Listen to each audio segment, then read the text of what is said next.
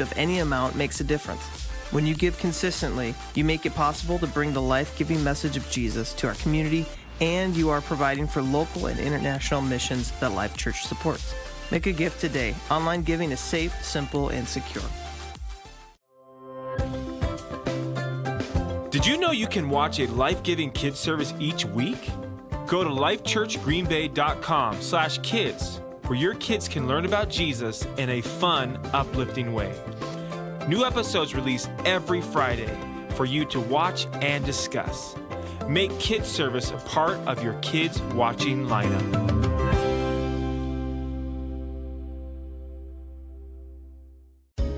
Are you using the weekly discussion guide? Every week we provide discussion questions that you can use to keep the conversation going after each week's teaching. Go to the link on your screen so you can be added to our email list. You will get the guide sent directly to your inbox each week. It's that easy.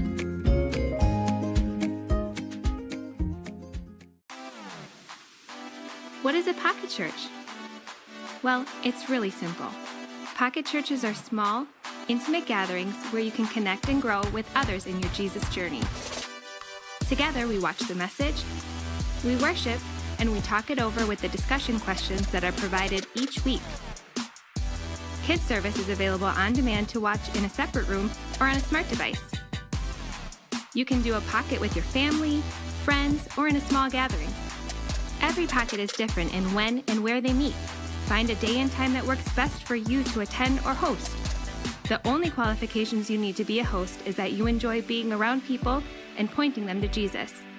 We will give you all the tools you need through a weekly email with hosting tips. It's that simple.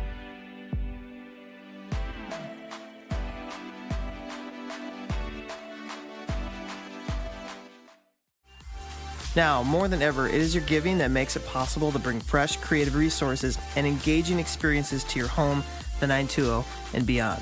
Your gift of any amount makes a difference.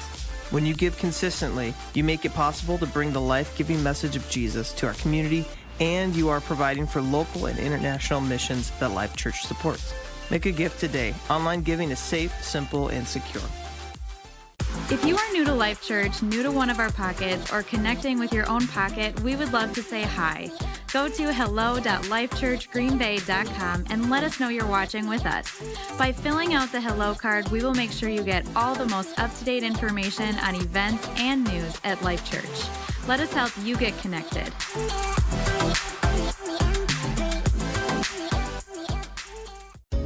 Are you using the weekly discussion guide? Every week we provide discussion questions that you can use to keep the conversation going after each week's teaching. Go to the link on your screen so you can be added to our email list. You will get the guide sent directly to your inbox each week. It's that easy.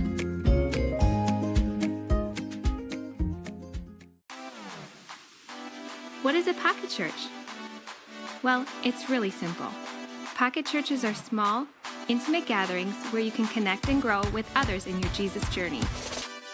Together, we watch the message, we worship, and we talk it over with the discussion questions that are provided each week. Kids service is available on demand to watch in a separate room or on a smart device. You can do a pocket with your family, friends, or in a small gathering. Every pocket is different in when and where they meet. Find a day and time that works best for you to attend or host. The only qualifications you need to be a host is that you enjoy being around people and pointing them to Jesus. We will give you all the tools you need through a weekly email with hosting tips. It's that simple.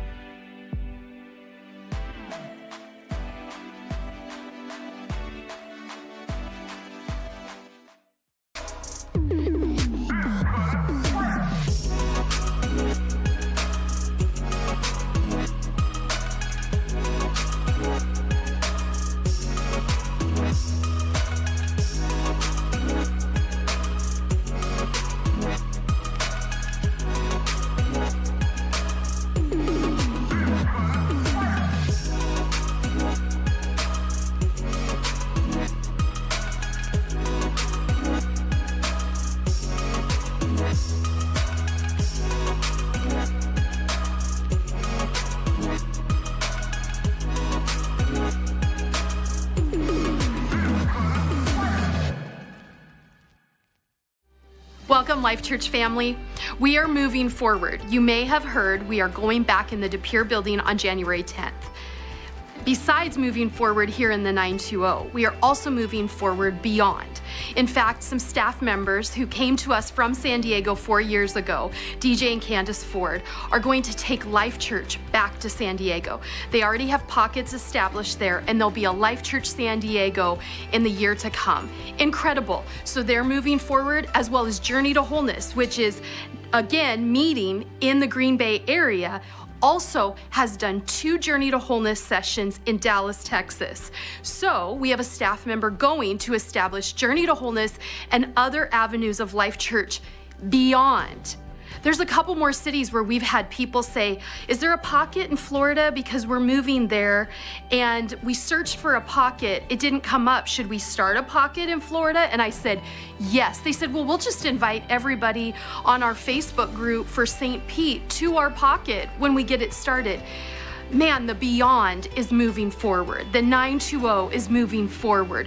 We're so grateful that you've been a part of it. And in a pandemic, we've pivoted, but we've moved forward, and we're doing that again. Thank you for your tithes, your offerings, your time, your prayers, and just the excitement that we can have when we reach the 920 and beyond. We love you guys so much.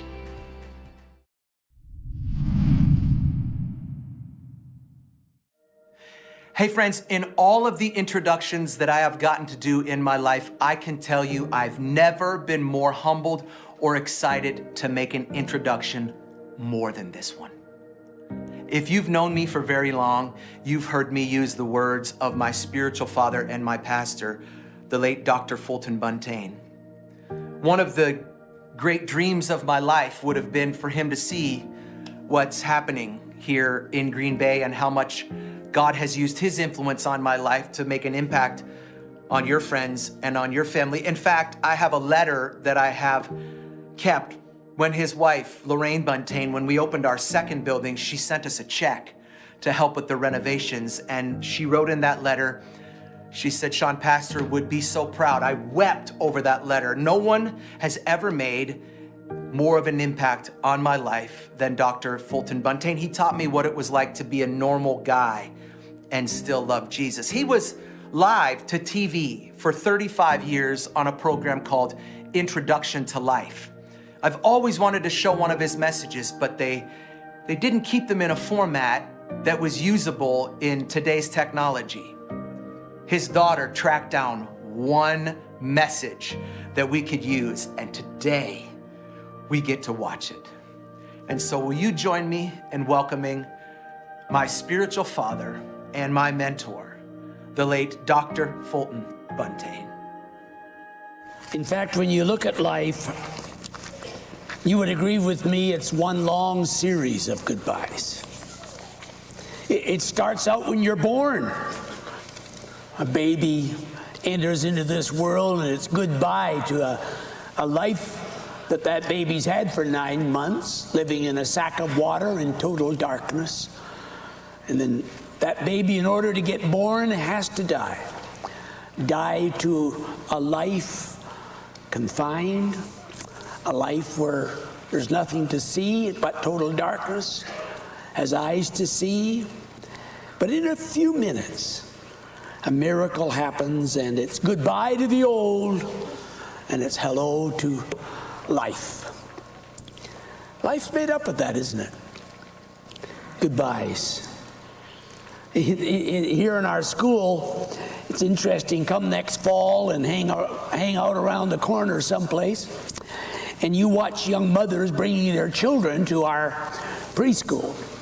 And it's always interesting. They're all dressed up and they come in, and you watch those young mothers. Although it's a happy day, you see them leave to go out and get in their car and say goodbye to their little guy, and you see them weeping.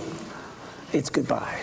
Goodbye to the life that was, to a different life. Those kids aren't home now. And on it goes, on it goes.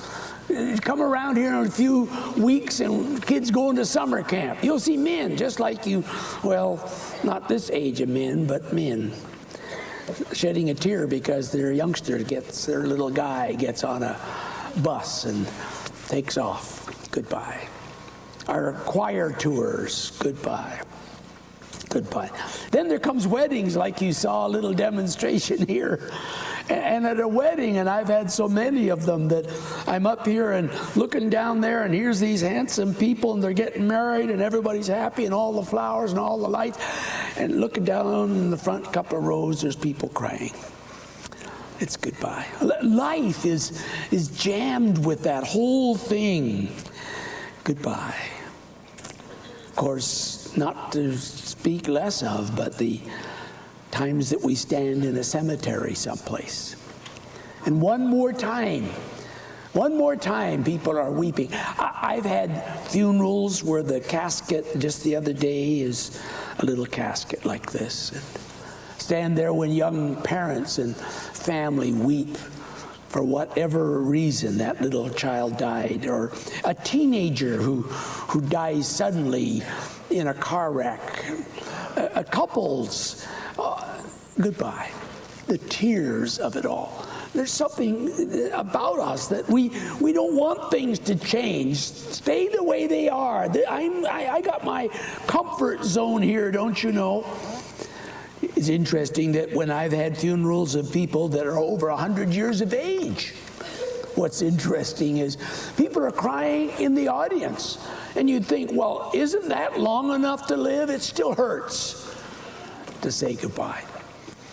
Our little skit here today is connected with the song that was so famous, that little world that we live in that is so much us.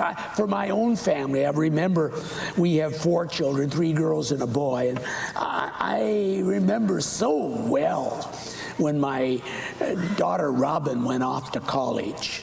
I am mush under those circumstances.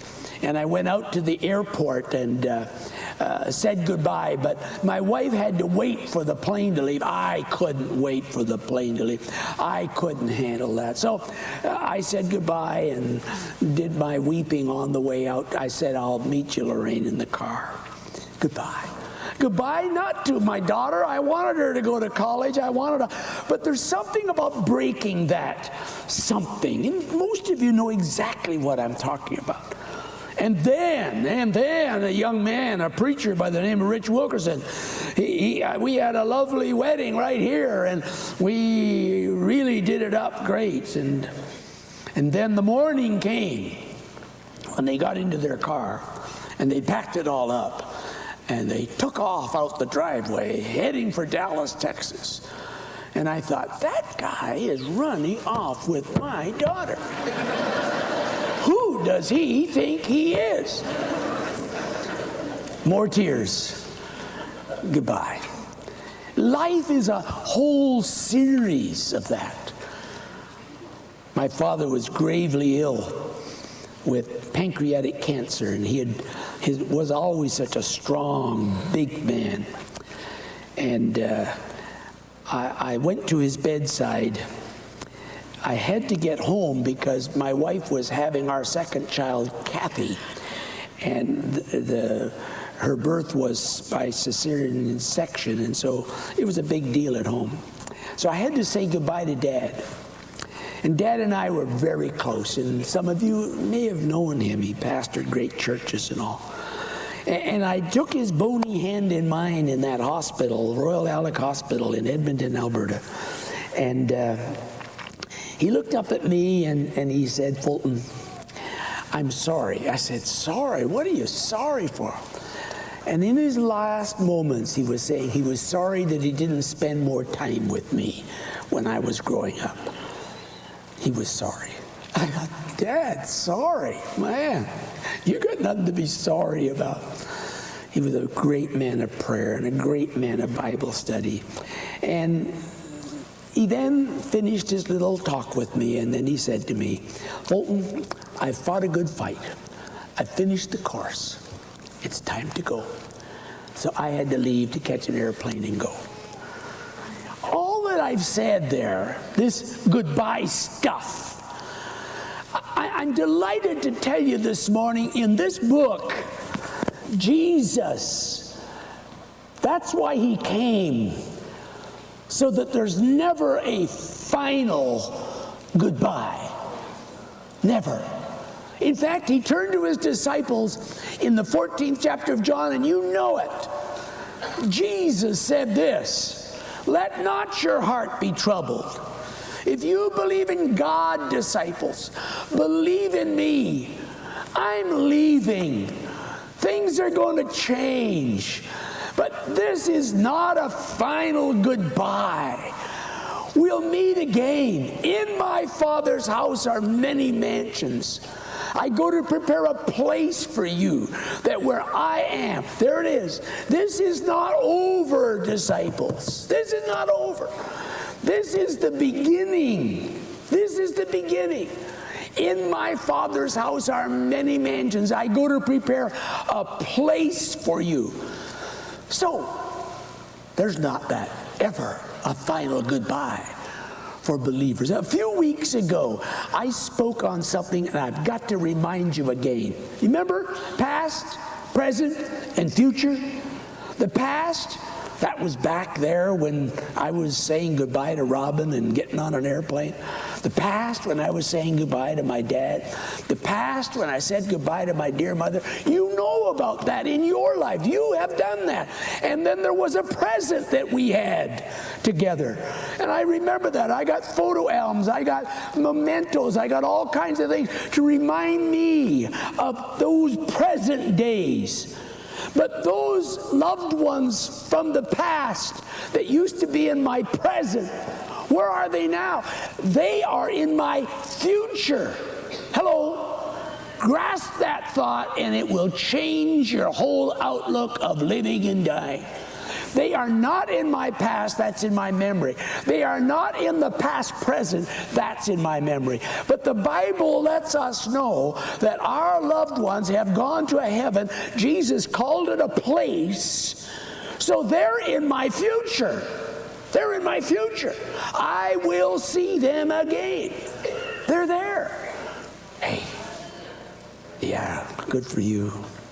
Jesus said, that's why I came, guys. That's why I came.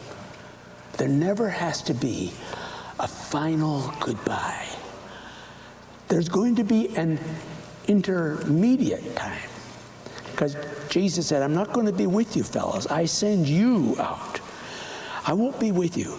But when you die, I will be in your future.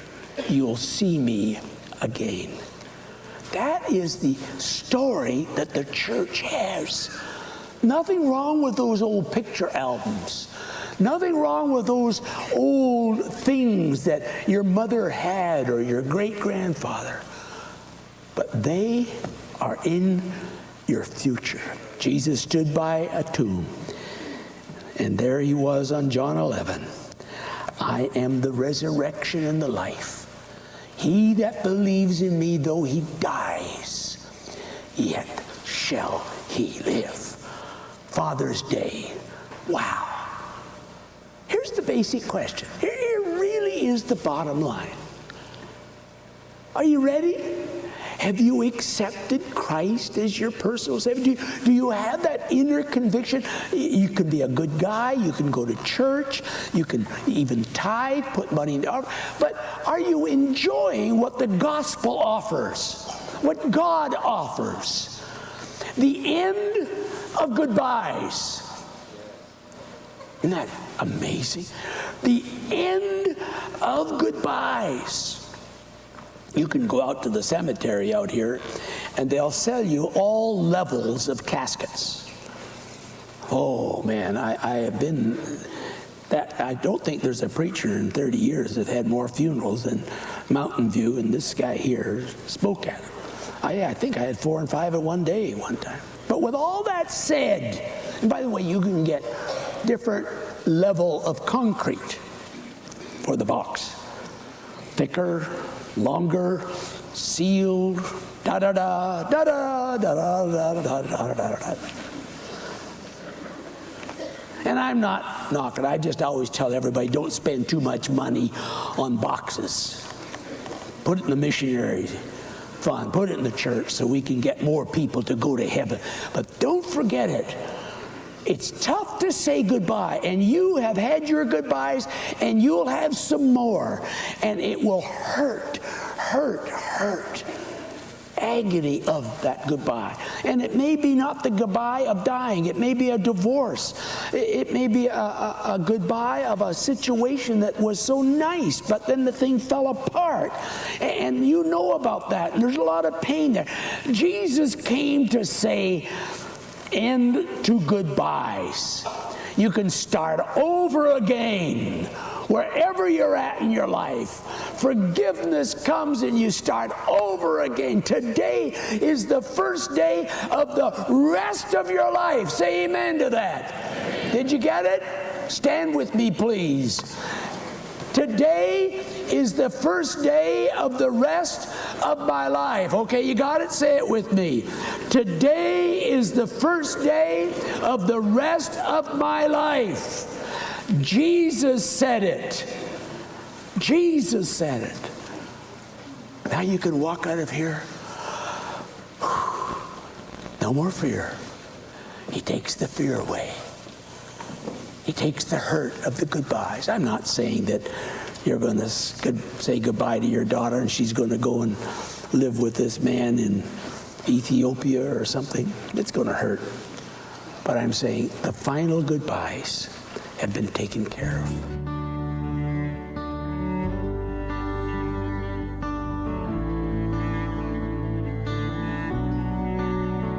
Well, you've come to bring peace, to be love, to be nearer to us. So you've come to bring life, to be light, to shine brighter in our